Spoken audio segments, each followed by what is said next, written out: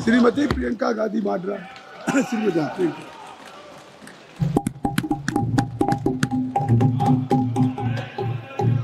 धन्यवाद अध्यक्ष महोदय जी, आपने मुझे इस विषय पर बोलने का मौका दिया। कुछ दिनों पहले हम राम मनोहर लोहिया अस्पताल गए थे। पुलिस लाठीचार्ज में घायल दिल्ली की उस छात्र की स्थिति जानने के लिए जो आईसीयू में अपनी जिंदगी की सबसे बड़ी लड़ाई लड़ रही है।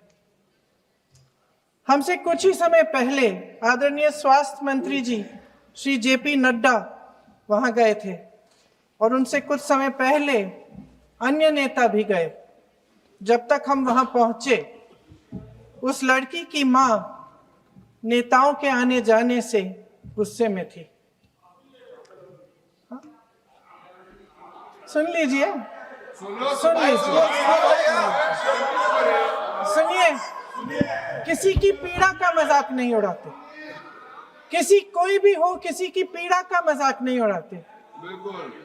आप संसद में बैठे हैं, निशिकांत जी आप बना रहे हो। जब तक हम वहां पहुंचे, उस लड़की की मां नेताओं के आने जाने से गुस्से में थी। किस लिए आए हो? उसने आईसीयू के दरवाजे के बाहर खड़े होकर हमें पूछा। हमारे सामने कांपते हुए हाथ जोड़े कहने लगी कि धन्यवाद आप आए हैं, ठीक है, मगर मुझे किसी से नहीं मिलना, मुझे किसी से बात नहीं करनी। महोदय, उस मां की पीड़ा से उसका पूरा शरीर कांप रहा था, लेकिन उसने दृढ़ आवाज में कहा, सुबह से बड़े बड़े लोग यहां आ रहे हैं, एक के बाद एक वीडियो बना रहे हैं। वह भी आए जिन्होंने मेरी बेटी का ये हाल किया है। किस लिए? उसने हमसे पूछा। किस लिए?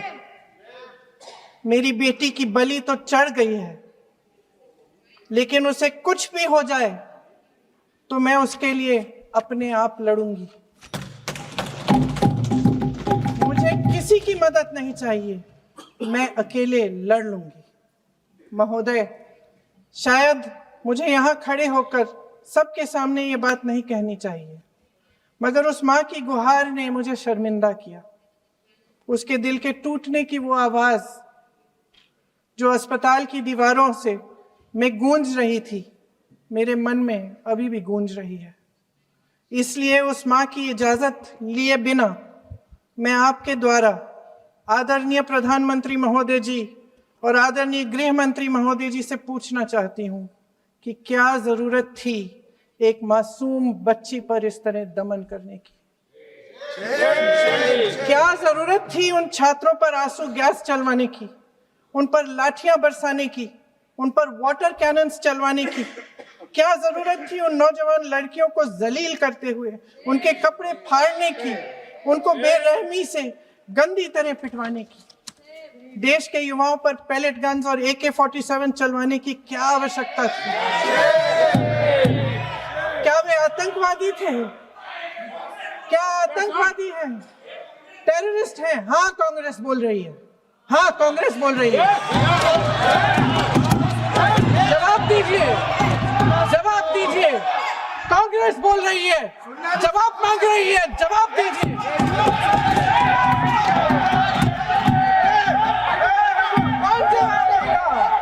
कौन जवाब देगा? गृह मंत्री जी जवाब देंगे। किसने ऑर्डर दिया? किसने ऑर्डर दिया पैलेट गन्स चलाने के लिए? किसने ऑर्डर दिया?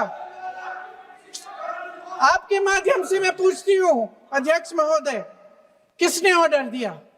प्रधानमंत्री जी ने दिया? गृह मंत्री जी ने दिया? जवाब देंगे? पूरा देश पूछ रहा है, सिर्फ कांग्रेस पार्टी नहीं पूछ रही है, पूरा देश पूछ रहा है। अध्यक्ष महोदय, देश के माता पिता पूछ रहे हैं, छात्र पूछ रहे हैं, अध्यापक पूछ रहे हैं, पूरा देश आज ये पूछ रहा है। और आपकी जिम्मेदारी बनती है कि आप इस सवाल का जवाब दें। क्यों डरते हैं आप इस देश के नौजवानों से? क्यों डरते हैं आप इस देश की बुलंद आवाज से? और उस आवाज को दबाने का हक आपको किसने दिया है? महोदय, ये सदन यहाँ बैठे हुए सांसदों की जागीर नहीं है, ये इस देश की अमानत है। यहाँ बैठे हम सब इस देश की जनता, इस देश के युवाओं, बुजुर्गों, गरीबों, अमीरों और सब धर्मों, सब वर्गों के देशवासियों के सेवक हैं। हम उनके प्रतिनिधि हैं और ये सत्ता हमें उन्होंने ही दी है। इस देश का संविधान हमारी सर आंखों पे, इस देश का लोकतंत्र सर्वोपरि है, इसे ध्वस्त करना पाप है। यह करोड़ों जनता हमसे सिर्फ एक चीज मांगती है, जवाबदेही। इंग्लिश में इसे अकाउंटेबिलिटी कहते हैं। हमें सत्ता देकर, हमें यहां तक लाकर सिर्फ उसकी ये गुहार है कि जो हम करें उसकी भलाई के लिए करें, और अगर उनके साथ अन्याय हो तो हम उनके प्रति जवाबदेह बने और उन्हें न्याय दिलवाएं। पिछले दिनों हजारों बच्चे सड़क पर उतरे, उन्होंने अपनी पीड़ा व्यक्त की। गांधी जी के दिखाए हुए रास्ते पर अहिंसा और सत्य को अपने दिलों में रखते हुए, गाते, मुस्कुराते हुए शांतिपूर्वक प्रदर्शन किया। लोकतंत्र के सबसे पवित्र सिद्धांत के तहत उन्होंने अपनी आवाज उठाने का अधिकार कायम किया। ये उस भारत के बच्चे हैं जो गांव में रहते हैं, जो महानगरों में रहते हैं, जो छोटे कस्बों में, छोटे शहरों में रहते हैं, जहां माँ अपने गहने बेच देती है, पिता अपनी जमीन गिरवी रख देता है, एक परिवार अपनी पूरी जिंदगी की कमाई बच्चे के सपने पर खर्च देता है। और अब उन्हीं बच्चों को लगने लगा है कि आज इस देश में मेहनत से ज्यादा बेईमानी मायने रखती है, मेरिट से ज्यादा पैसा मायने रखता है। तब सिर्फ एक छात्र नहीं हारता, उम्मीद हारती है। इन परेशान बच्चों ने अपनी उम्मीदें आपसे साझा की। उनकी मांगे क्या थी? कि पेपर लीक करके उनके साथ जो बार बार अन्याय किया जा रहा है उस पर कार्रवाई की जाए, कि जो सिस्टम उनके भविष्य को कुचल रहा है उसे सुधारा जाए, कि जो माफिया उन्हें घेरे हुए है उसे हटाया जाए, कि जिस मंत्री के कार्यकाल में यह सब हुआ वह इस्तीफा दे, कि उन पर बर्बरता करने वालों पर कार्रवाई की जाए और उसके लिए माफी मांगी जाए। बस यही उनकी मांग थी ना, कि जो शिक्षा और स्वतंत्र अभिव्यक्ति का अधिकार उन्हें संविधान ने दिया है उसे कायम रखा जाए। महोदय, हमारे एजुकेशन सिस्टम में कुछ समय से बहुत खामियां भर चुकी हैं। बच्चों पे जो प्रेशर डाला जाता है उसकी वजह से सैकड़ों बच्चों ने आत्महत्या कर डाली है। उससे भी ज्यादा बच्चे डिप्रेशन में डूब रहे हैं। परिवारों पर बच्चों को पढ़ाने लिखाने के लिए घूस, capitation fees, tuition fees, coaching fees आदि के घिनौने दबाव हैं। लोन लेने पड़ते हैं, सामान बेचना पड़ता है और उसके बावजूद कोई गारंटी नहीं कि उनके बच्चों के भविष्य मजबूत बन पाएंगे, क्योंकि बेरोजगारी चरम पे है। इस सरकार ने रोजगार पैदा करने वाले सभी सेक्टर्स को लगातार कमजोर किया। एग्जामिनेशन सिस्टम खुद फेल हो गया है। पिछले दशक में 152 पेपर लीक हुए, 750 करोड़ छात्र प्रभावित हुए, मगर एक भी दोषी, एक भी माफिया को सजा नहीं।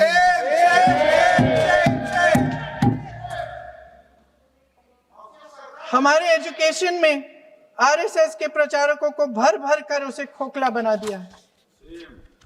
जबरदस्ती एनटीए बनवाकर सिस्टम का केंद्रीकरण करके उसे और भी उलझा दिया। देश के कुल बजट में, हाँ जी जबरदस्ती, आपने अभी अभी सुना तमिलनाडु के हमारे साथी क्या कह रहे थे। देश के कुल बजट में एजुकेशन बजट की हिस्सेदारी हर साल बढ़ाने की बजाय घटती जा रही है।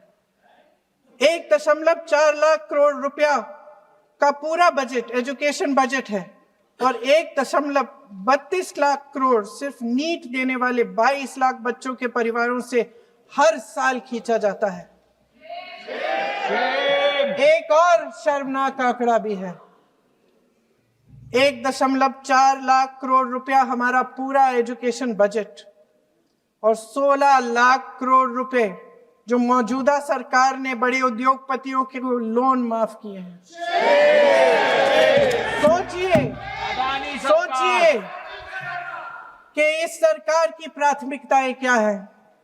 सच ये है अध्यक्ष महोदय कि जिस तरह अस्पताल में उस छात्रा की मां का विश्वास पूरे सिस्टम से हट गया है, उसी तरह देश के युवाओं का भरोसा इस पूरे सिस्टम से टूट चुका है। और जब इस तरह देश के भविष्य हमारे युवा निराश होकर सरकार और सिस्टम से अपना भरोसा हटा देते हैं, तो उस भरोसे को फिर से बनाने के लिए सिस्टम के अंदर से जवाब नहीं ढूंढा जा सकता, उसके दायरे से बाहर निकलना पड़ता है, नए सिरे से ठोस प्रयास करने पड़ते हैं। अफसोस की बात यह है अध्यक्ष महोदय कि इतना हो जाने के बाद भी आदरणीय प्रधानमंत्री महोदय जी और उनके साथी इस सच्चाई को समझ नहीं पा रहे हैं। वे अभी भी ये सोच रहे हैं कि पीआर, नैरेटिव चेंज और पालतू मीडिया के सहारे एक बार फिर उनकी नैया पार हो जाएगी। परसों शिक्षा मंत्री जी ने शर्मनाक परिस्थितियों में अपना इस्तीफा दिया और कल यहीं मकर द्वार पर मेरे सत्ता पक्ष के सांसदों ने जिंदाबाद के नारे चिल्लाते हुए उनका संसद में ऐसे स्वागत किया जैसे मानो कोई सुपरस्टार पहुंच गए हैं। विडंबना देखिए महोदय, जब भूतपूर्व शिक्षा मंत्री को मुकुट पहनाया जा रहा था, स्वागत हो रहा था उनका, तब महाराष्ट्र में एक परिवार पेपर लीक पीड़ित अपनी बेटी की आत्महत्या का शोक मना रहा था। आपकी सरकार ने देश के करोड़ों छात्रों को क्या संदेश दिया? आपको किस बात का गौरव है, किस बात का अभिमान है? ये कौन सा अहंकार है? जहां आंखों में शर्म होनी चाहिए वहां बेशर्मी और स्वागत के नगाड़े बजाए जा रहे हैं। एक तरफ मातम है, दुख है, यहां फूल माला डाल रहे हैं। कोई आप पर कैसे यकीन करे? प्रधानमंत्री महोदय जी ने नया शिक्षा मंत्री चुना, एक ऐसे व्यक्ति को इस पद पर आसीन किया जिसने एक गर्भवती महिला के बलात्कारियों की रिहाई पर अपनी सहमति व्यक्त की, खुशी जताई। देश की करोड़ों लड़कियों को प्रधानमंत्री जी ने इससे क्या संदेश दिया? सर, अखबारों में है, अखबार में नहीं। मेरा कुछ भी बोल के चले जाते हैं क्या? अरे ये तो कैसा क्या है इनके पास? ऐसा ही कोई आरोप लगा दीजिएगा। कोई नियम कानून नहीं है।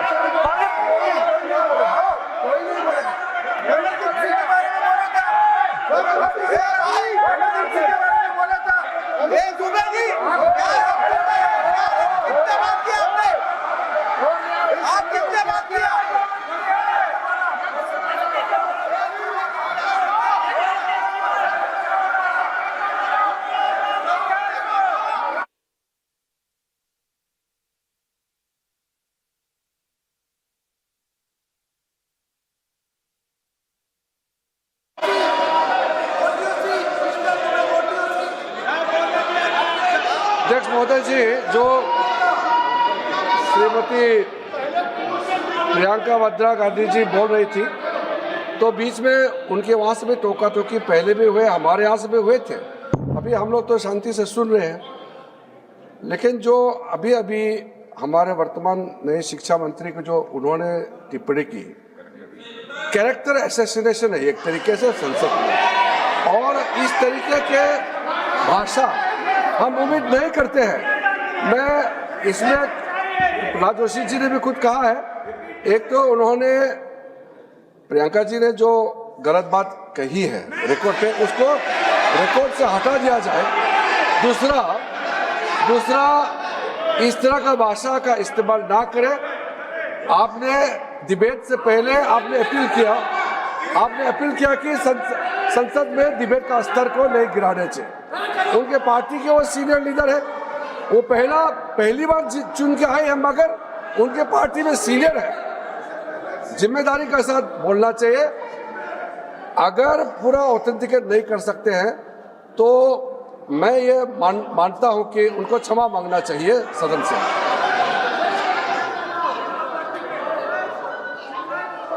मेरा मत ये है सदन के अंदर, ये सदन सर्वोच्च लोकतांत्रिक संस्था का सदन है, इसका एक एक शब्द हमेशा रिकॉर्ड में रहता है।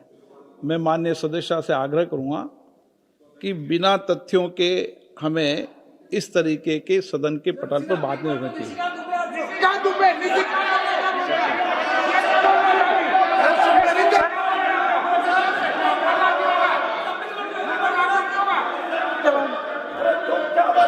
ये तो डिलीट कर दिया, लेकिन आगे भी वो भी डिलीट करा सर, ये तो किसी का बोलता वो भी ये सीधे का बोल रहा था, डाटा कर रहा था सर जो प्रहलाद जोशी जी ने बिल्किस बानो के बलात्कारियों की रिहाई पर जो बयान दिए, उसका प्रमाण मैं आपको दे दूंगी, मैं भेज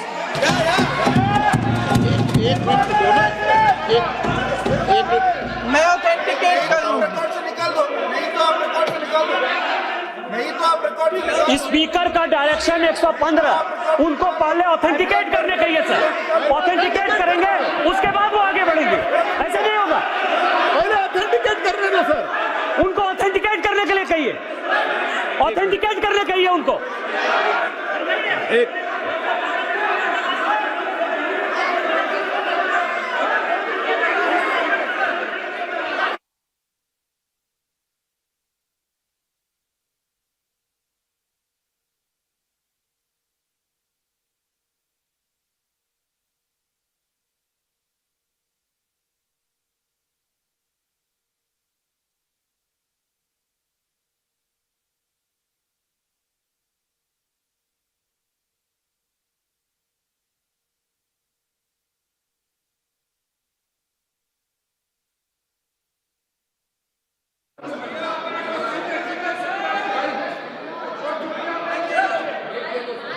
आप उनको बोलने दो, आप मत करो डिस्टर्ब। मैं एक विषय बता दूं, एक मिनट बताऊं।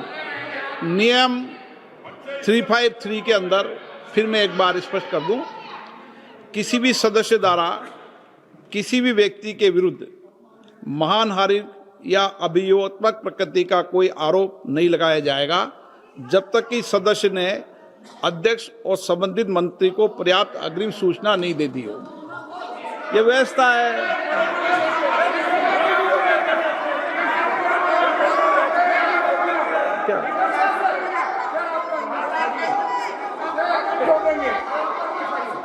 House, ma'am.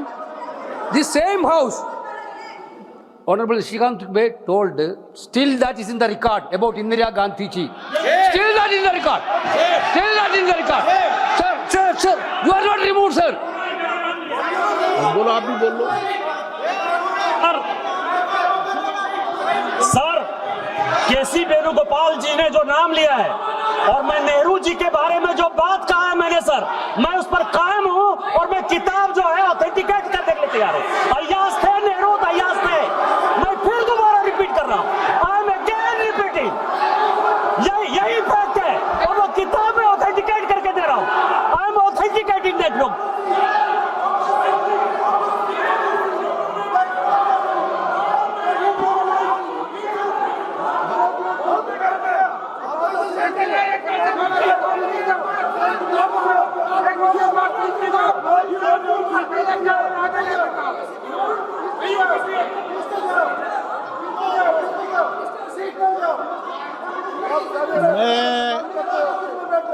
मैं जब आसन पर होता हूं, जो मैं व्यवस्था देता हूं, चाहे सत्ता पक्ष हो या प्रतिपक्ष हो, मैं समान व्यवस्था देता हूं।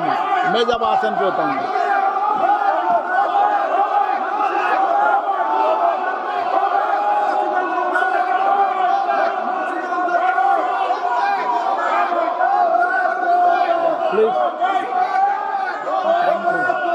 बोलने दो, आप उनको बोलने दें, उनको बोलने दें। नो, अरे आप उनको नहीं बोलने देना चाहते? चलिए 114 प्लीज चाहिए। सर प्रियंका जी को ऑथेंटिकेट करना चाहिए और जो मिस इन्फॉर्मेशन कर रहे हैं नहीं तो मिस इन्फॉर्मेशन के लिए कार्रवाई करना चाहिए सर। ये क्या कुछ भी बोल के चल सकते हैं क्या? और procedure for the minister the correcting the mistake 114 में अगर वो आपने जो रूल का जिक्र किया 353 में, मुझे कोई नोटिस नहीं दिया है, मैं इधर प्रेजेंट हूँ और मैंने ऐसे कैसे बिना ऑथेंटिकेशन बोल सकते, मुझे बिना नोटिस दिए हुए। इसलिए मैं इसको खंडन करता हूँ और उसको एक्सपेल करना चाहिए और उनको माफी मांगना चाहिए।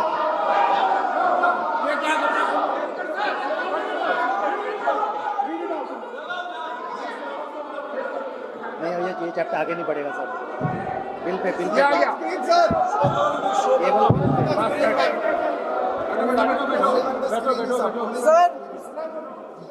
Sir here is a newspaper माननीय सदस्य,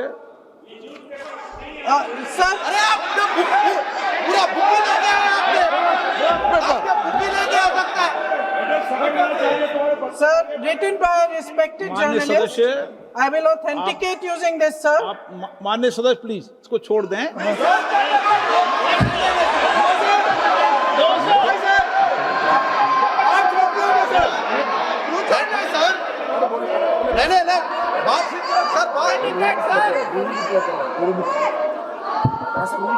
सर आकाश जोशी जी अपने बयान का इस खंडन विधेयक कर रहे पर ही हैं क्या? चर्चा होगी।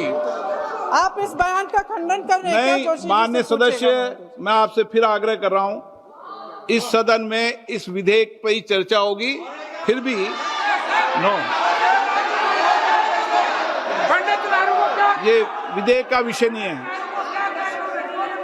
आप नो, आप बोलो तो विधेयक पे बोलो, ये मेरी अपेक्षा आपसे। प्लीज सर, छोड़िए, ये रखो। इस विषय को छोड़िए।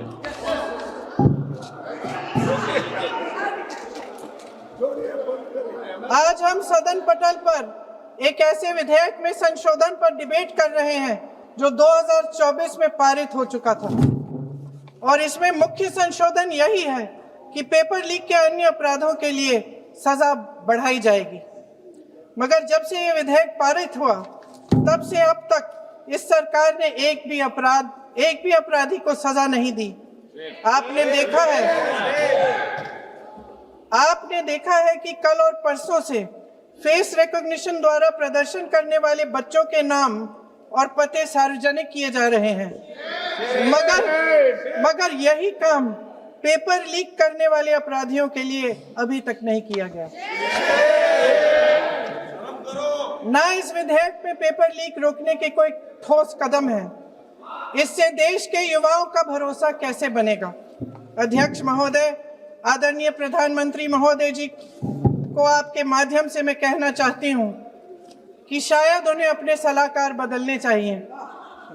वे असलियत से एकदम टूट चुके हैं। नई कमेटियां बनाने से काम नहीं चलेगा। उनका अध्यक्ष चाहे कोई भी हो। राधा कृष्ण कमेटी भी व्यवस्था में सुधार लाने के लिए बनी थी। आज तक उसकी एक सिफारिश लागू नहीं हुई है और इस नई कमेटी में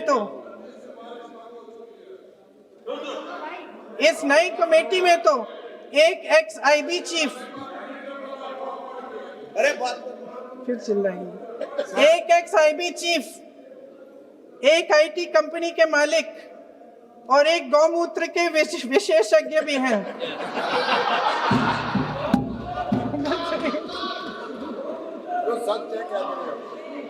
इन्हें शिक्षा के बारे में क्या पता जी? सर सच है। आप आज मेरे से नाराज हो रहे हैं। मन मुस्कुरा लीजिए। उनको आपने भी चुनाव लड़ा।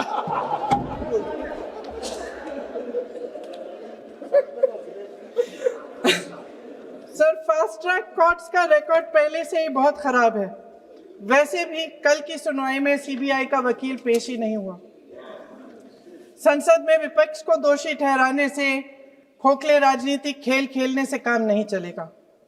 आप जेन जी का भरोसा वापस जीतना चाहते हैं तो नए एंगल से अपने फोन से नए वीडियो बनाने से नहीं होगा।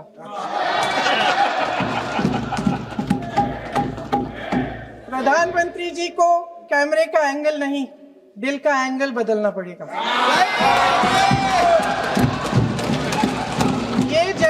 अत्यंत जागरूक है, समझता है, झूठ पहचानने की उसकी अपार क्षमता है। इनका दिल और दिमाग जीतने के लिए आपको सच्चाई पर उतरना पड़ेगा। आपके शासन के चलते इस नौजवान पीढ़ी के साथ घोर अन्याय हुआ है, बर्बरता हुई है। इस सच्चाई को स्वीकार करिए। अपनी जिम्मेदारी से पीछे हटने से काम नहीं चलेगा। आदरणीय प्रधानमंत्री महोदय जी, आपको जिम्मेदारी लेनी पड़ेगी, ठोस कदम उठाने पड़ेंगे। शिक्षा विशेषज्ञों को इकट्ठा कीजिए, छात्रों, अध्यापकों, सभी स्टेक होल्डर्स को साथ लेकर, अन्य विचारधाराओं के थॉट लीडर्स के साथ गहरी चर्चाएं करवाकर एक नई शिक्षा प्रणाली तैयार कीजिए।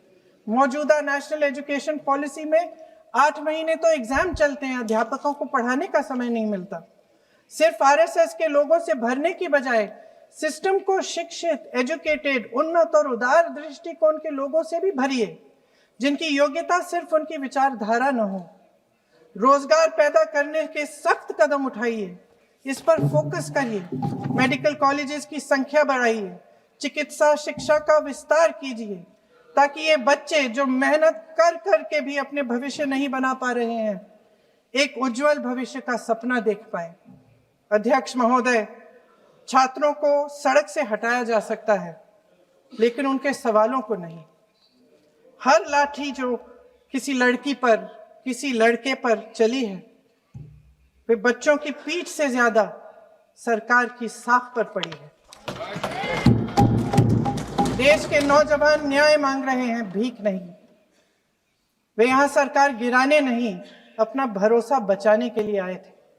अध्यक्ष महोदय, आपके माध्यम से मैं सरकार को कहना चाहती हूं, अपनी साख बचाइए, अपनी नीयत ठीक करिए, अपनी अकड़ का इलाज कीजिए, अपने वादों पर अमल कीजिए। आपके शासन में हमने बड़ी बड़ी चोरियां देखी हैं। चुनाव में वोटों की चोरी, राम मंदिर में चंदा की चोरी, आपके उद्योगपति मित्रों द्वारा देश की संपत्ति की चोरी, किसानों की जमीन की चोरी, लेकिन सबसे बड़ी चोरी, हाँ ठीक है, सबसे बड़ी चोरी तब हुई। कहिए, बोलिए।